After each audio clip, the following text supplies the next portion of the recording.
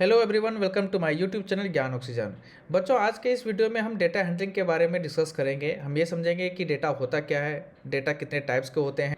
इसके अलावा हम कुछ इंपॉर्टेंट ग्राफ्स के बारे में भी स्टडी करेंगे जो कि हमारी सिलेबस के अकॉर्डिंग काफ़ी इंपॉर्टेंट है। ठीक है, तो चलिए शुरुआत करते हैं बिना किसी देरी के।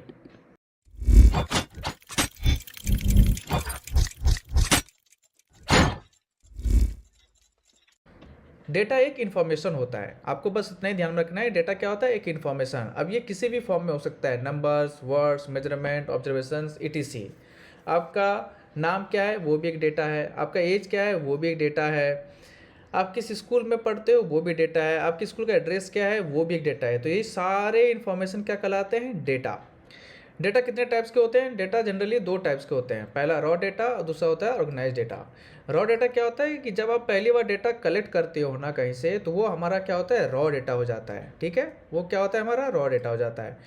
और जब उस डेटा को, उस रॉ डेटा को आप एक मीनिंगफुल वे में ऑर्गेनाइज करते हो in the form of table और ग्राफ, तो वो हमारा क्या हो जाता है? Organize data. ठीक है, ये आपको ध्यान में रखना है। First time collected data is your raw data, और जब उसको मीनिंगफुल वे में ऑर्गेनाइज कर देते हो तो वो हमारा क्या हो जाता है? Organize data. Okay, the next one is range. Range is a difference between largest value and smallest value.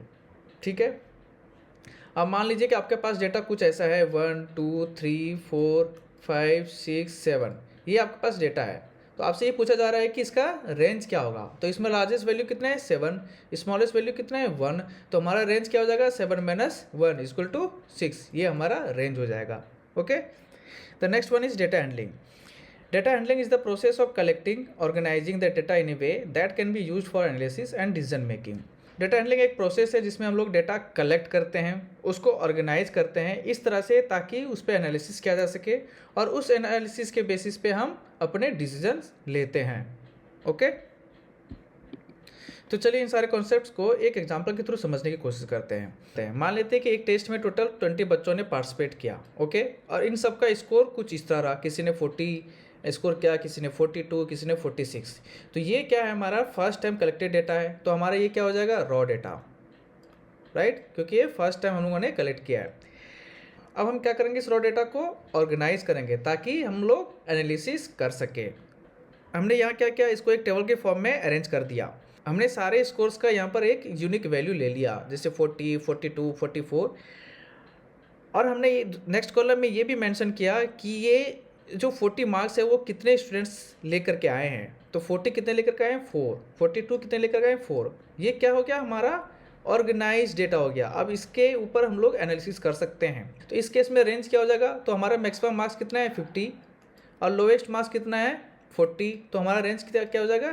10, right. ठीक है, why do we need representation of data? ये इसलिए ज़रूरत है ताकि हम डेटा को ईजिली अंडरस्टैंड कर सके और क्लियरली इंटरप्रेट कर सके कि आखिर डेटा कहना क्या चाह रहा है। और ये हम कैसे कर सकते हैं? ग्राफ्स की मदद से। तो आपके सिलेबस में टोटल ये 4 ग्राफ्स ही आपको स्टडी करना है।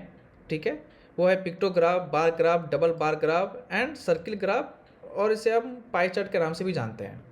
तो चलिए हर एक ग्राफ को इंडिविजुअली समझने की कोशिश करते हैं। पिक्टोग्राफ में हम डेटा को पिक्चर्स या तो सिंबल्स के फॉर्म में रिप्रेजेंट करते हैं। ठीक है, चलिए इसको एक एग्जांपल के थ्रू भी समझने की कोशिश करते हैं। मान लेते हैं कि आपके स्कूल में टोटल 35 स्टूडेंट्स हैं। ओके, आपको ये मालूम करना है कि वो सारे बच्चे घर से स्कूल कैसे जाते हैं। ठीक है, तो हमने क्या किया है? एक कॉलम में मोड ऑफ ट्रांसपोर्ट मेंशन कर दिया है, बस, कार, बाइक, साइकिल, वॉकिंग। और दूसरे कॉलम में क्या किया है कि हमने एक पिक्चर ले लिया है इन द फॉर्म ऑफ इमोजी, और यहाँ पर हर एक इमोजी क्या करता है? एक स्टूडेंट को रिप्रेजेंट कर रहा है। तो बस से कितने बच्चे स्कूल जाते हैं? तो आप काउंट कर लो इसको, 1 2 3 4 5 6 7 8 9 10 11। टोटल 11 बच्चे बस से जाते हैं। कार से कितने जाते हैं? 6 जाते हैं। बाइक से कितने जाते हैं? 4 जाते हैं। साइकिल से कितने जाते हैं? 9 जाते हैं। और बाय वॉक कितने जाते हैं? 5। तो टोटल हमारा जो डिस्ट्रीब्यूशन हो गया वो 35 हो गया। तो this is the way how pictograph represents data. Bar graph uses bars of different lengths to show comparison. ठीक है, हमने एक टेबल बना लिया। मान लिया कि एक स्कूल में 200 बच्चे हैं और उनका जो स्पोर्ट्स प्रेफरेंस है कुछ इस टाइप का है, कोई क्रिकेट पसंद करता है, कोई फुटबॉल, कोई बैडमिंटन, एट्सेट्रा एट्सेट्रा। अब इस डेटा को हमें क्या करना है, बार ग्राफ में कन्वर्ट करना है। तो हमने एक बार ग्राफ बना लिया। ओके, अब यहाँ पर आप देख सकते हो क्रिकेट कितने बच्चे पसंद करते हैं, 60। हमारे टेबल में भी कितने हैं, 60। ठीक है, बैडमिंटन कितने कर रहे हैं, 30। हमारे टेबल में भी क्या है, 30। तो ये जो सारे वैल्यूज़ हैं ये सारे हमारे बार ग्राफ में कुछ इस फॉर्म में आ गए। और एक चीज़ नोटिस करना है, यहाँ पे जितने भी बार्स हैं ना वो डिफरेंट लेंथ्स के हैं, क्योंकि ये डिफरेंट वैल्यूज़ को शो कर रहे हैं। अब इस बार ग्राफ के बेसिस पे अगर मैं आपसे ये पूछूं कि कौन सा ऐसा स्पोर्ट्स है जिसमें कि सबसे कम पार्टिसिपेशन है, तो आप डायरेक्टली क्या बोलोगे, चेस, राइट। अदरवाइज आप ये टेबल में ना नोट करते जाते हैं कि अच्छा क्रिकेट 60 है, नहीं, फुटबॉल कितना है 40, ये भी नहीं होगा, बैडमिंटन कितना है 30, ये भी नहीं होगा, चेस कितना है 20, हॉकी कितना है 50। तो चेस क्या हो गया, सबसे कम हो गया। तो यहाँ पर आपको क्या है ना, हर एक रो से आपको गुजरना पड़ता है, उसका वैल्यू चेक करना पड़ता है। बट बार ग्राफ में आप ये डायरेक्टली बता सकते हो कि वो है चेस। इसके अलावा बार ग्राफ के दो अदर प्रॉपर्टीज़ भी होते हैं, वो आपको ध्यान में रखना है। पहला ये कि जितने भी बार्स है ना उसका जो विड्थ होता है ना वो सेम होता है, ये डिफरेंट नहीं होते हैं, पहला ये। दूसरा, जो बार के बीच में गैप होता है ना ये भी इक्वल होता है, ये भी सेम डिस्टेंस का होता है, ये अनइक्वल नहीं होता है। कोई अगर आपसे एक ग्राफ देख करके पूछे कि ये बार ग्राफ है कि नहीं है, तो आप कैसे आइडेंटिफाई करोगे। सिंपल सा कॉन्सेप्ट है जो कि अभी हम लोगों ने डिस्कस किया। पहला ये कि सारे बार्स का जो विड्थ है वो सेम है कि नहीं है, पहले ये हम लोग मालूम कर लेंगे, ठीक है। दूसरा क्या होगा, जो बार के बीच में गैप है ये इक्वल है कि नहीं है, मतलब ये गैप और ये गैप इक्वल है कि नहीं है। अगर ये दोनों करेक्टरिस्टिक्स अवेलेबल हैं तो आप कह सकते हो कि ये एक बार ग्राफ है, right. Next is double bar graph. It is a type of bar graph that shows two sets of data side by side for easy comparison. हमने क्या किया, यहाँ पर एक स्कूल बी भी जोड़ दिया, इसमें भी टोटल हमने 200 बच्चे कंसिडर कर लिए। अब क्या है कि हमारे पास दो सेट्स ऑफ वैल्यूज़ आ गए, एक स्कूल ए का और दूसरा स्कूल बी का। अब हमें इसको डबल बार ग्राफ में कन्वर्ट करना है, तो हमने यहाँ पर कन्वर्ट कर दिया। यहाँ पर जो ब्लू ग्राफ्स है, सारे ब्लू ग्राफ्स क्या कर रहे हैं, स्कूल ए को रिप्रेजेंट कर रहे हैं, और सारे ऑरेंज ग्राफ क्या कर रहे हैं, स्कूल बी को रिप्रेजेंट कर रहे हैं। अब इस डबल बार ग्राफ के बेसिस पे कुछ एनालिसिस हम लोग कर लेते हैं। पहला ये समझने की कोशिश करते हैं कि क्रिकेट में स्कूल ए से ज़्यादा पार्टिसिपेशन है कि स्कूल बी से ज़्यादा पार्टिसिपेशन है। तो आप ये देखो, स्कूल बी का जो ये बार का लेंथ है ना वो स्कूल ए के बार के लेंथ से ज़्यादा है, तो हम लोग डायरेक्टली बोल सकते हैं कि स्कूल बी से क्रिकेट में ज़्यादा पार्टिसिपेशन है, राइट। उसी तरह हॉकी में स्कूल ए का जो बार का लेंथ है वो स्कूल बी के बार के लेंथ से ज़्यादा है, तो हम लोग ये कह सकते हैं कि हॉकी में स्कूल ए से ज़्यादा पार्टिसिपेशन है as compare to school B. तो इस तरह हम लोग डेटा को रीड कर सकते हैं ग्राफ्स की मदद से, और इसके बेसिस पे अपना फर्दर डिसीजन भी ले सकते हैं।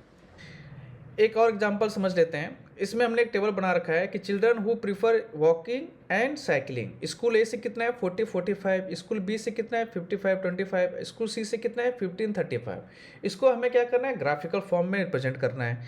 तो यहाँ पर किस ग्राफ का यूज़ कर सकते हैं हम लोग, क्योंकि यहाँ पर देखना अब दो टाइप के कैटेगरीज है, ठीक है। तो हमें यहाँ पर डबल बार ग्राफ का ही यूज करना होगा। तो हमने डबल बार ग्राफ बना लिया। ब्लू बार क्या है, यहाँ पर हमारा वॉकिंग है, और ऑरेंज क्या है हमारा यहाँ पर साइकिलिंग है। तो आप देखो इस ग्राफ की मदद से कितना इजीली आप इनसाइट्स निकाल सकते हो। नेक्स्ट ग्राफ है सर्किल ग्राफ और pie chart. It is a circular chart that shows data in parts of a whole. इस पार्ट को याद रखना, in parts of a whole, ठीक है। Each section of the pie represents a percentage of the total. अगर आपके पास कुछ ऐसा सिनेरियो होता है जिसमें कि मल्टीपल डेटाज आपके पास होते हैं और उस डेटा को इन पार्ट्स ऑफ अ होल में शो करना होता है, तो उसके लिए हम लोग क्या करते हैं, पाई चार्ट का यूज़ करते हैं। इससे एक एग्जांपल के थ्रू समझते हैं। मान लेते हैं हमारे स्कूल में 100 बच्चे हैं और हमें ये मालूम करना है कि कितने बच्चे एप्पल खाना पसंद करते हैं, कितने बच्चे मैंगो खाना पसंद करते हैं, एट्सेट्रा एट्सेट्रा। तो हमने एक टेबल बनाया, हमने नंबर भी नोट डाउन कर लिया। कि एप्पल खाना 30 बच्चे पसंद करते हैं, मैंगो 25 करते हैं, ग्रेप्स 15 करते हैं, एट्सेट्रा एट्सेट्रा। टोटल कितने हमारे पास नंबर्स 100 हैं। तो क्या हम लोग इसका इजीली परसेंटेज निकाल सकते हैं? तो एप्पल का कितना होगा 30/100, तो एप्पल कितना हो जाएगा 30%। मैंगो कितना होगा 25 है तो 25/100, तो मैंगो कितना हो जाएगा 25%। इस तरह हमने सबका परसेंटेज निकाल लिया। और एक चीज़ याद रखना है कि पाई चार्ट ना कंप्लीट 100% को रिप्रेजेंट करता है, 100%। और आप इसको बोल सकते हो 360 डिग्री। ये है कंप्लीट पाई चार्ट। तो इसके अकॉर्डिंग हमने यहाँ पर डेटा डिस्ट्रीब्यूट कर दिया। अब देखो एप्पल ये ब्लू सेक्शन में है। अब थोड़ा ध्यान से देखना कि ये ब्लू सेक्शन का जो एरिया है ना, ये बाकी सेक्शन से ज़्यादा है।